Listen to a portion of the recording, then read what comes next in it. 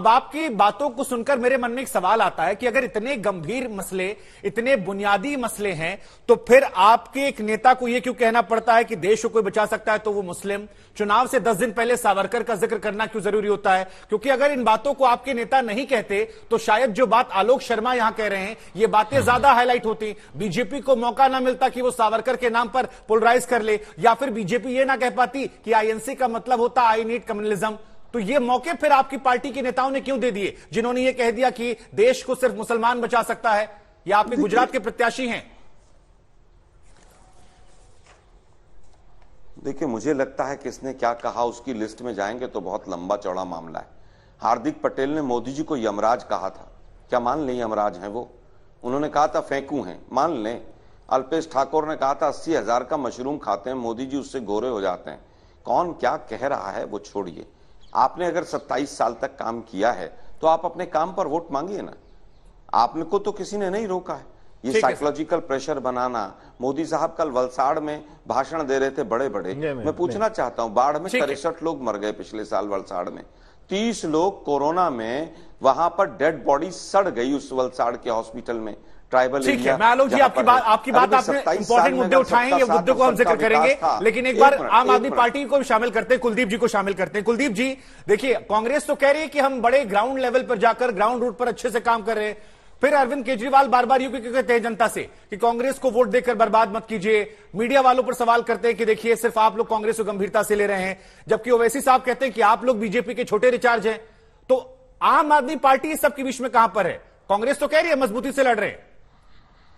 देखिए शुभांकर जी, गुजरात में पिछले 27 सालों से भारतीय जनता पार्टी की सरकार है और अब गुजरात के लोग उस सरकार से ऊब चुके हैं, क्योंकि जो कुशासन 27 साल का गुजरात के लोगों ने झेला है, ना अच्छे स्कूल बने, ना अच्छे अस्पताल बने, ना फ्लाईओवर बने, ना कुछ बना, ना अच्छी शिक्षा, ना अच्छा स्वास्थ्य, सबका बंटाधार करने का भारतीय जनता पार्टी के लोगों ने किया, केवल और केवल भ्रष्टाचार किया। अब गुजरात की जनता बदलाव चाहती है, परिवर्तन चाहती है, और आज गुजरात का गांव गांव एक वो देखिए आलोक शर्मा जी टीवी पर एक पर्चा लेकर आए हैं। कुलदीप जी अगर आप स्क्रीन, आप बात पूरी कीजिएगा, लेकिन अगर आप स्क्रीन देख रहे हैं तो आलोक जी एक पेपर लेकर आए हैं, उसमें लिखा है आप यानी आम आदमी पार्टी 0 सीट, केजरीवाल जी 5 दे रहे थे, वो आपको 0 दे रहे हैं।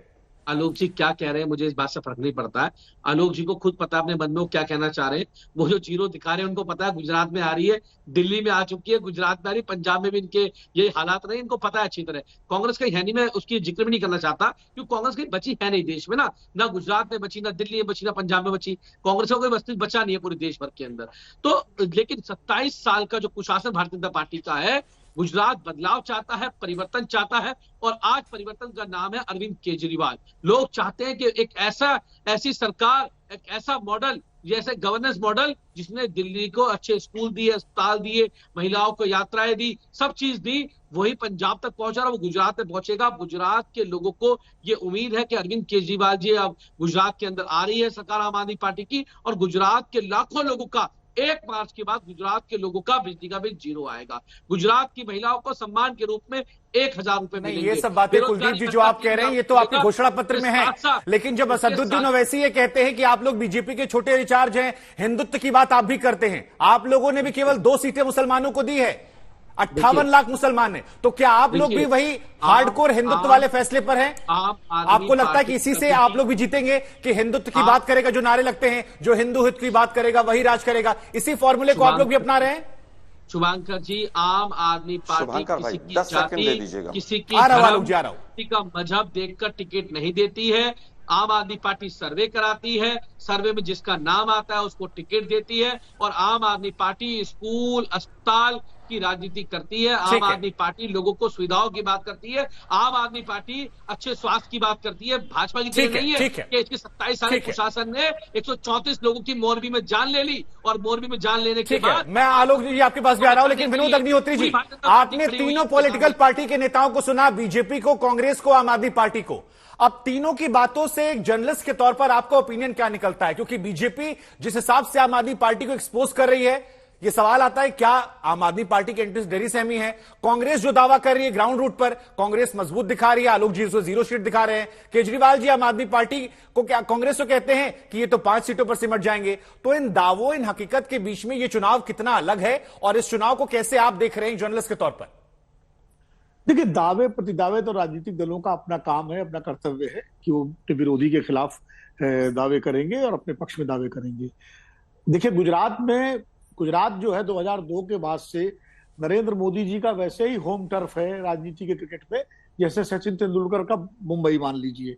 और 2002 के बाद से जितने चुनाव हुए हैं अभी तक, चाहे वो विधानसभा के हों चाहे लोकसभा के हों, वो आखिर में आते आते मोदी जी के ऊपर ही आके टिक जाते हैं और मोदी बनाम आदर्श हो जाता है। मैं तो कम से कम जितने चुनाव मैंने कवर किए अब तक सब में यही हुआ है और ये चुनाव भी आखिर आते आते मोदी जी वर्सेस आदर्श ही होगा। इसलिए चाहे भारतीय जनता पार्टी हो, वो मोदी जी पर आश्रित है गुजरात में, और कांग्रेस और आम आदमी पार्टी को मोदी जी पर ही निशाना लगाना है। अब ये गुजरात की जनता तय करेगी। लेकिन मैं 2-3 बातें शॉर्ट में स्थापित कर दूं। ये भी सही है कि 2002 के बाद जो अधिकतम 127 सीटें जीती थी भारतीय जनता पार्टी ने, उसके बाद से लगातार उसकी सीटें कम हुई हैं और 2017 में 99 पे आके रुक गई। इस बार पूरी कोशिश है कि ये 127 का जो रिकॉर्ड है, मोदी जी का अपना रिकॉर्ड है, वो बीजेपी तोड़ना चाहती है। और बीजेपी के दावा तो माधव सिंह सोलंकी का जो 149 सीटों का रिकॉर्ड है वहां तक पहुंचने का भी है। लेकिन तो इसके पीछे कोई आधार है या सिर्फ दावा है सर? नहीं, दावा तो देखिए हर चुनाव में, पिछले चुनाव में भी 150 पार का दावा किया था अमित शाह जी ने, मुझे अच्छी तरह याद है 150 पार का। तो बीजेपी हमेशा दावे करती है और हमेशा बड़े दावे करके ही लक्ष्य को पाया जाता है। लक्ष्य है बहुमत पाना, तो बहुमत तो पा ही लिया था उन्होंने। लेकिन आधार की जहां तक बात है, वो आधार, एकमात्र आधार अगर गुजरात में कुछ है तो नरेंद्र मोदी जी की लोकप्रियता है। और उसके अलावा बाकी 127 साल की एंटी इनकम्बेंसी भी है, 127 साल के तमाम सारे और कारण है, पार्टी के भीतर भी पुराने लोगों के टिकट कटे और नए लोग सामने लाए गए, तो सब चीजें होती हैं।